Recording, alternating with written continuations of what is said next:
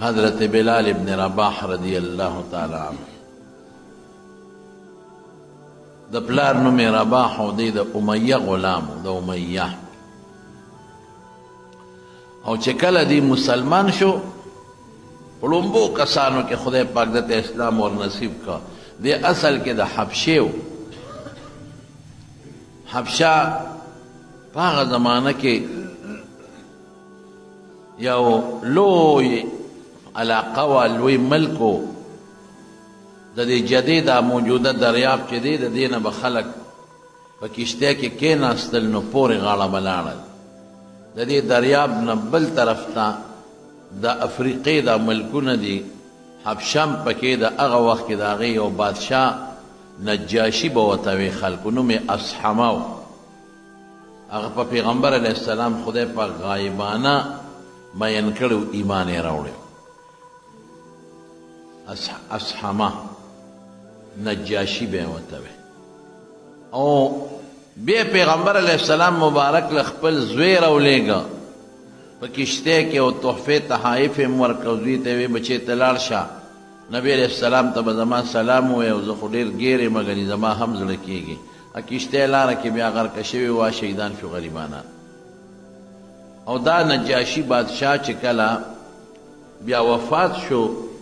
نو رسول الله صلی الله علیه وسلم صحابو ته اطلاع ورکړه چې دا الله کم نیک بندرې د حبشې بادشاه نجاشي مسلمان شوی دی مونږ پې غایبانه جنازه کوو نو حضرت جبریل علیہ السلام حضرت عبداللہ ابن عباس فرمائی چې حضرت جبریل علیہ السلام یو دا ځمکه په خپل وزرو والا نو رانږدې یې کړه نو نبی علیہ السلام نجاشی بادشاہ لاش او جنازه لیده صحابو نه لیده هغه لیده نو جنازه ور باندې وکړه نو دی د هغې حبشې د علاقې خو غلام عمره غلام خو به د چا په ملک کې چې و د چا په قبضه کې د هغه نه به بل خوا نه شتلی نو چې دی کله مسلمان شو نو هغه به پرې نخرې کولې په ګرمو شګو به یې سملاو او په عربو کې ګرمي ډېره زیاته وي نو چې کم به غټې غټې تیږې به وې ګرمې ابې په سینه وله کېښودی او دا به ورته وی چې دا خپل دین به پرېږدې او چې کم زمونږ دین دی ابه واپس قبلی او د به هغې کې مواس کو الله احد الله احد الله یکتا دی الله له مثل نشته ما هغه دین پرېښی دی بل دین بس دقه اسلام زما دین دی او دا مې مذهب دی او دا الله توحید او وحدانیت دا مې ایمان دی الله یو منم دویم شریک نه منم دومره ظلم یې ورسره کړی دی چې زغره د اوسپنې او کمیسي د اوسپنې جنګ کې خلک استعمالي کړی کړی وي هغه به یې ګرمه کړه نو ورته به یې ور واغوسته او چې په والو ټکولو به پرې ستړي شو نو دې امیه به بیا دې هلکانو له ورکه وی بارې وباسئ د دې مکې په دې کوڅو کې ځغلوئ او په غنو او په چوکو یې وهئ یو ورځ نه وه دوه ورځې نه وې درې ورځې نه وې هفته نه وه میاشت نه وه دا ظلمونه د غریب سره کېدل خو زما وروڼو دوه قسمه ایمان دی په دې هم تاسو ځان پوه کړئ یو هغه ایمان دی چې زړه ته ورکوز شي بیا نوځي یو هغه ایمانی چې هغه ظاهر کې وي خو زړه ته نیکو شوی زه به تاسو مستقیم یا تبعی د تبعی نو حضرت بلال به وهه وهه وهه وهه نو حضرت او یو ځل نه دوه ورځې نه همیشه او پرېږدو دی نه او واپس به خپل دین لځي هغه به وي الله احد الله احد الله احد الله مې یکتا دی بس مو پېژندلی دی دې کې دویمه خبره نه کېږي وهټه کوه که نه نو یو ځل په لاره باندې حضرت ابوبکر صدیق رضی الله عنه ته نو چې ویې کتل دغه وخت کې د جهاد حکم نو شوی بلکې امر دا و چې اعرض عن المشرکین کافرانو ته به نظر هم نه کوي چې دی وایي بل مخ نیسه غږ به هم نه کوي څپېړه به هم نه ورکوي جواب به هم نه ورکوي بس هېڅ به نه وایي هر څه چې دوی کوي نو حضرت ابوبکر صدیق په لار روانو نو ورته وي امیه ولاړو او د هلکانو پرې ایښي او دا غریب یې ډبه ووهی او دا چغې به یې ورته وهلې نا ورته وایي ای د ظالمه ای د خدای ظالمه امیه ته وایي اتق الله فی هذا المسکین په دې مسکین کې د خدای نه ویرېږه دا خو مسکین دی غریب فقیر نه پلار شته نه مور شته نه رور شته نه تربور شته پردی غلام دی ستا د لاس لاندې اتق الله د خدای لحاظ وکړه ته خدای نه منې ته خو شرک کوې خو خدای خو منې که نه اتق الله فی هذا المسکین دې مسکین په شان کې د خدای لحاظ وکړه د خدای نه ویرېږه متا ذلکه له دا کله کمې پورې به دا سزا ورکې او ورته څه وایي امیه هم د عربو یو ملک و یو خان وی دا خو تا ګډوډ کړی دی تا ګډوډ کړی زموږ خدایان نه مني تا ګډوډ کړی دی نو ته به یې سمې وی بس ما لی راځه به یې سم کړ وی څنګه یې درکړمه وی زما یو غلام دی او ډېر طاقتمن هم دی مضبوط هم دی رنګ نه هم د ده نه ښکلی دی پېژنې وی او ابه درکړم دا واله وی بس دا تا ګډوډ کړی ته یې واله ده سموه بلال یې واړه هغه قیمتي غلام یې پکې ورکړ او بلال یې راوچت کړ او ری وسته کور ته یې راوسته بلال ورته څه وایي آها وی ابوبکر ځان له دې غشتې م او که الله له دې غشتې م که ځان له دې غشتې ما ته کار ښایي چې کوم کار په ذمه دی چې هغه درته وکړم او که الله له دې غشتې نو ما خپل رب ته پرېږده زه پوه شه او زما الله پوه شه حضرت ابوبکر صدیق ورته بلاله ما ځان له نه غشتې ما الله لا غشتې زه ته پوه شه او خدای پوه شه او چې خدای پوه شه او ته ما وی خپل رب ته باقي پرېږده نو آزاد شو نو رسول الله مبارک څه وایي آها وی ابوبکر سیدنا و اعتق سیدنا وی ابوبکر زمونږ سردار دی او زمونږ سردار یې ذات کړی دی زمونږ سردار دی زمونږ سردار یې ذات کړی هغه بلال ته سردار وویل تکلیف تیر شو مصیبت تیر شو غم تیر شو خو پیغمبر مبارک ورته سردار وایي رسول الله مبارک او یو وخت بیا هغه راغی چې نبی علیه السلام دې مؤذن کړ خوب چا لیدی عبدالله ابن زید ابن عبد ربه یو صحابي دی د مدینې انصاري دی د بانک دپاره مشوره کېده په مدینه منوره کې لا بانک به نه ویلې کېده مدینه شریفه کې مسجد نبوي چې کله جوړ شو نو صحابه د ماسخوتن راغونډ شو نبی علیه السلام وی کېنې څه مشوره کوو چې دا خلک منزله به په سره بلي یو کس وی صاحب ټلی به و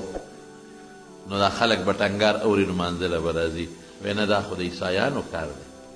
د هغوی شعار دی نو منځه کې مونږه د عیسایانو یو شعار نه داخله بل کس وی صاحب شپېلی به و وکې به و ښکر کې خلک به آواز اوري راځي به وی دا خو د یهودو کار دی یهودیان عبادت له په دې را بلل کوي نو موږ د اهم مونځ غوندې اهم عبادت له د یهودو کار وکړو نه کوو بل وی صاحب اور به بلو لوګې به خلک ویني راځي به وی د اور عبادت خو مجوسیان کوي د هغې یو قیمتي شی دی دا هم نه کوو یو صحابي پاسېد غالي یو ښایه که نه نو دا بانګ یو خو الله اکبر الله اکبر څلور ځله اشهد ان لا اله الا الله دوه ځله اشهد ان محمد رسول الله دوه ځله حي علی الصلاه دوه ځله حي علی الفلاح دوه ځله او بیا الله اکبر لا اله الا الله وی دی راته خو چې دا وایه خلک به اوري راځي به وی چې لږ روان شم یو درېږه بیا راته اقامت وښه چې هغه مخکې وایه چې د مانځه وخې بیا دا وایه نو چې نبی علیه السلام مبارک ته عبدالله ابن زید رضی الله عنه دا حدیث واورو وی ذلک رؤیا حق ان شاء الله وی دا رښتونی خوب دی ان شاء الله نو څه وایي ورته خوب خو هغه لیدلی و که نه نو چې څوک خوب وویني نو پکار دی چې اذان هغه وایي رسول الله مبارک ورته څه وایي وی قم مع بلال سره ودرېږه القي علیه ما رأیته چې کم خوب دی لیدلی ورته یو وایه فلیونادي به نو بلال به پې بانګ ووایي فانه اندى صوتا منک د ده اواز ستا نه اوچت هم دی ښکلیم دی خدای کم شخصیت ته جوړ کړ نو هغه صحابي حضرت بلال ته وخو نو بلال صاحب اذان شروع کړ چې شروع یې که حضرت عمر فاروق راځغلي او څادر ځان پسې راکاږي او راغی او هغه وت نبی علیہ السلام ته الله رسوله لقد رأیت مثل چې د کوم خوب لیدلې دی داسې امام بیګا لیدلې دی په دغه یو شپه 14 صحابه خوب ولیده یعنی 14 صحابه را دې مستحق و چې هغې بانګونه ووایي لیکن رسول الله مبارک دا منقبت حضرت بلال له ورکړي دا به دې به بانګ وایي د رسول الله مبارک د وفاته پورې د پیغمبر علیه السلام سره بانګونه یو بل یو صحابي عبدالله ابن ام مکتوم په سترګو نابینا و هغه به کله وي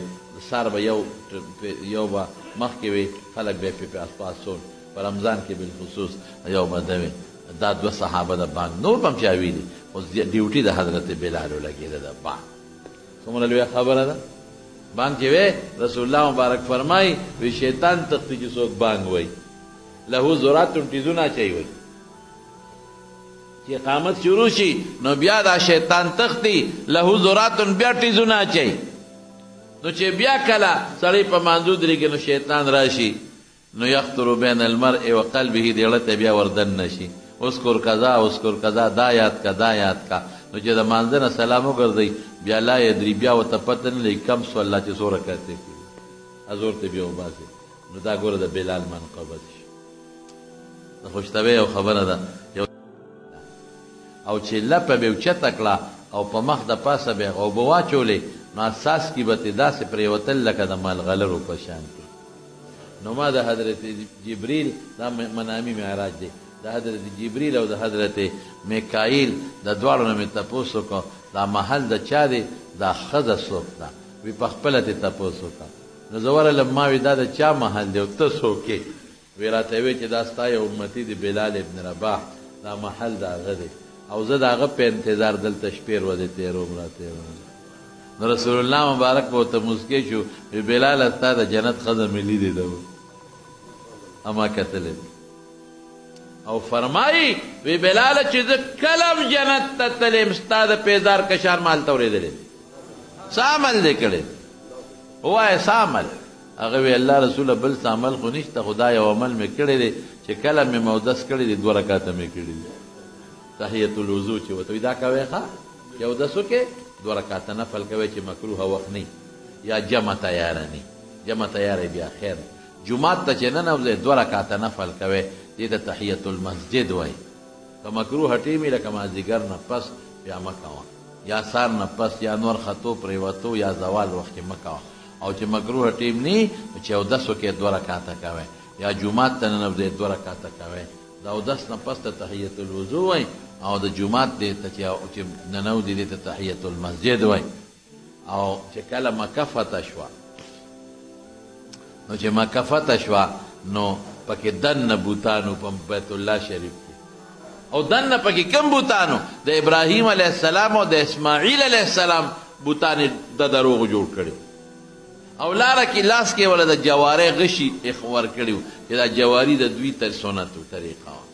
رسول الله مبارک فرمایل دارو بسې دا بوتان هغه د ابراهیم او د اسماعیل دا علیهم السلام بوتان یې راوستل او ماته کړل او دې خدای دې دا کافر هلاک کړي وی دې تم پته ده چې ابراهیم او اسماعیل جواری نه ده کړي او بیم د هغې ته نسبت کوي او د بیت الله نه غیر چاپېره 360 بوتانو غونډې مات کړل ختم شو وی بیت الله ووینځی دننه نو را صفی کړ نو د هغې نه پس نبی کریم صلی الله علیه وسلم ورننوت نو 2 رکعته نفل یې پکې وکړه نو وخت د مانځه شو نو اوس به بانګ ویلې کېږي او دا لومبې بانګ دی په بیت الله شریف کې د دې نه مخکې بیت الله کې بانګ نه دی ویلی شوی ځکه بانګ زموږ د امت خاصیت دی مخکې پیغمبرانو کې بانګونه نه او نه مخکې امتونو کې بانګونه او مکه فتح شوه د رسول الله مبارک د نبوت 14 او 8 څو شوه لکه 21 کاله وشو تقریبا بانګ نه دی شوی مکه کې لومبې بانګ رسول الله صلی الله اور صحابي په تمه دی چې دا لومبې بانګ که مه ووایي ځکه دا خو لوی منقبت دی تر قیامته پورې به تاریخ لیکي چې بیت الله کې لومبې بانګ چا ویلی لویه خبره ده بوتان ختم شو شرک د الله د توحید د یووالي اواز لومبې به څوک کوي رسول الله مبارک خو انصاف خو که نه جي هغه بلال څه شو راولی نو بلال یې راوسته بلال لومبې بانګ به ته وې الله رسوله ډېره ښه ده وی کم ځای به وې وی صاحب چې تاسو کوم ځای حکم وکړو وی پوړی د تودروم د بیت الله سر ته وخېږي په دا سر د پاسه یې بانګ ووایه مړه د دې نه غټ منقبت بل کېدی شي لوی سعادت چې بې ضرورته بیت الله په سر ودرېدل علما مکروهه ګڼي بې ادبي ده او د بیت الله سر ته وخېږو او دنه بیا چا تپوس وکړي ستا زړه کې تېرېدل چې دا بانګ به په ما ویمه چې نه لومبې بانګ د پته نشته چې رسول الله مبارک په خپله وایي حضرت ابوبکر ته وي عمر ته وي عمر اواز خو تېز و چاته وي چاته وي چاته وي لومبې بانګ یې پرې ویله او چې بیا کله حضور پاک مبارک وفات شو نو دی لاړ شام ته دمشق ته لاړ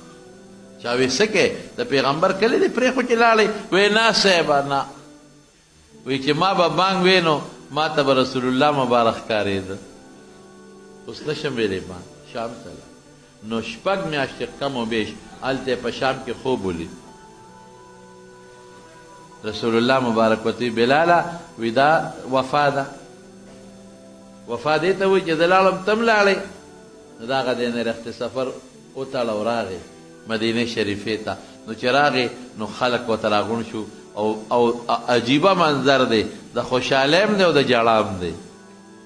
د مدینې خلک مسجد نبوي ته رالل چې یو وارې بیا د رسول الله مبارک یاد تازه کېږي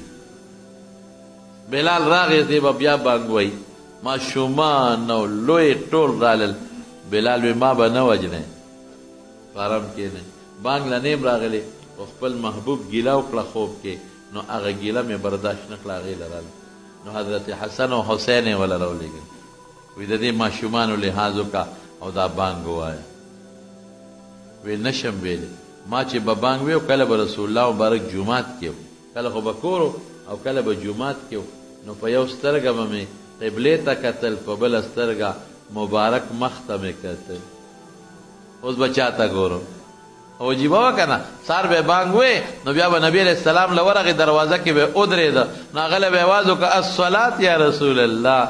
الله رسوله مونځ له روزه آها دروازه کې اواز به ور او که نبي علیه السلام بس مشهورو د جمعه نبی علیہ السلام یو ځل صلح له چاته مدینه منوره کې دوه قومونو کې جنگ شوی نو بلال ته بلاله که زه راونه رسېدم ابوبکر مخکې کا اقامت ورپسې کوه ځکه اختیارمند یو ګناه حضرت بلال نو خیر خلکو حسن حسین چې راوستل رضی الله تعالی عنهما نو مجبوره شو نو ودرېده نو بانګ یې ډېر خشته شروع صحابه وایي عجیبه منظر په مدینه کې راغی ښځې کوټو ته وختې بلال بانګ شروع کو ماشومان جومات ته رالل جومات لبریز ډک شو د خلکو نه خو چې بلال وی اشهد ان محمد رسول الله لاندې پرېوته مخکې بانګ یې ونه ویلی شي بعضې علما خو هم دې کې وفات هم شو بعضې علمو لیکلي دي مدینه کې د قبر دی او هغې کې وفات شوی هم دی او بعضې علما وایي نه د هغې نه پس بېهوشۍ نه خدای پاک جوړ کړ ټیک شو نو بیا تللی دی واپس شام ته او په دمشق کې دفن دی هلته کې قبر زمانونو یو قرآن شریف کې یو آیت دی طالبان پې پوهېږي ان مع العسر یسرا ان مع العسر یسرا دا طالبان زمونږ وایي تاسو به پې نه پوهېږئ د عوام تاسو مقصد به کوم وایي معرفه چې معاش